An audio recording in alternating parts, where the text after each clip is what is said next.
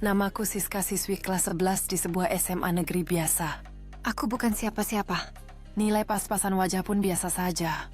tapi hatiku menyimpan rahasia yang bahkan sahabatku pun tak sepenuhnya tahu. Rahasia itu bernama Ryan. Ryan cowok paling bersinar di sekolah. Dia bukan ketua OSIS, bukan juga selebriti medsos, tapi dia punya senyum yang bisa bikin dunia rasanya lebih hangat. Tutur katanya tenang, dan caranya memperlakukan orang lain sederhana tapi menenangkan. Aku mengenalnya sejak awal masuk SMA. Duduk sekelas tapi beda dunia. Dia terang aku bayangan, tapi dari bangku barisan ketiga aku selalu memperhatikannya. Dari cara dia membuka buku sampai caranya tertawa pelan saat ngobrol dengan teman-temannya. Semua diam, semua dalam hati. Aku suka dia gumamku pelan suatu malam saat menatap langit-langit kamar. Tapi aku tahu itu hanya suara hati. Tak akan pernah menjadi suara nyata. Di sekolah aku paling suka duduk di perpustakaan. Alasannya, karena Ryan suka ke sana. Kadang cuma baca koran dinding, kadang cari buku sejarah. Aku pun pura-pura cari buku yang sama. Meski hanya berdiri 1 meter darinya, rasanya jantungku mau meledak. Sahabatku Ina pernah memergoki aku melamun. Lo naksir Ryan ya, tanyanya tiba-tiba. Aku terdiam. Enggak jawabku cepat, tapi wajahku memerah. Ina tertawa. Lo payah nutupinnya. Suatu hari langit mendung menggantung sejak pagi. Selesai pelajaran terakhir, aku keluar kelas dan melihat Ryan berdiri di gerbang sekolah tanpa payung. Gerimis mulai turun. Aku ragu.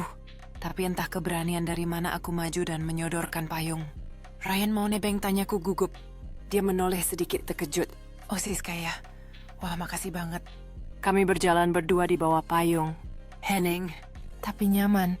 Dan dalam hening itu, aku menyimpan harapan kecil saja. Semoga momen ini bisa bertahan lebih. Namun hidup seperti biasa tak selalu memberi waktu lebih. Minggu berikutnya kabar itu datang. Ryan terpilih dalam program pertukaran pelajar selama setahun keluar kota. Semua teman memberi selamat. Aku hanya bisa diam. Sore itu aku menunggunya di bangku taman sekolah. Jantungku berdebar hebat. Ketika dia datang, aku bangkit berdiri. Ryan, suaraku nyaris tak terdengar. Hei Siska, katanya ramah. Aku menatap matanya sebentar lalu berkata, "Selamat ya." Aku cuma mau bilang makasih. Karena selama ini kamu jadi alasan aku semangat ke sekolah.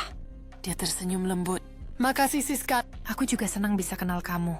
Kamu baik. Jangan berubah ya." Aku mengangguk. Tapi sebelum dia pergi, aku menambahkan satu hal yang paling sulit. "Ryan, aku suka kamu." Dia terdiam sejenak, lalu tersenyum.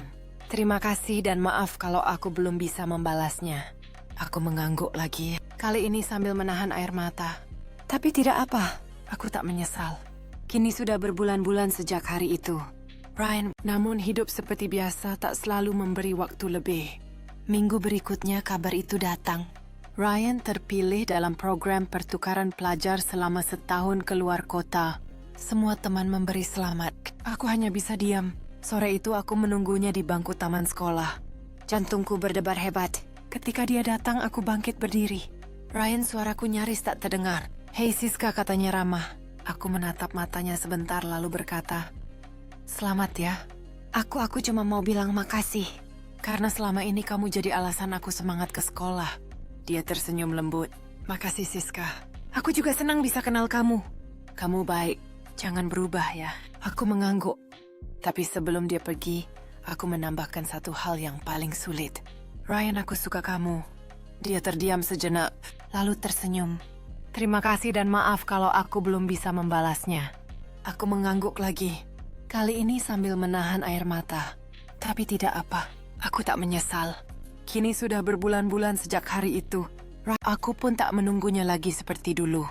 Tapi setiap kali aku duduk di taman sekolah tempat terakhir kami bicara, aku masih bisa merasakan hujan kecil dan satu rasa manis yang pernah tumbuh diam-diam di dalam hati.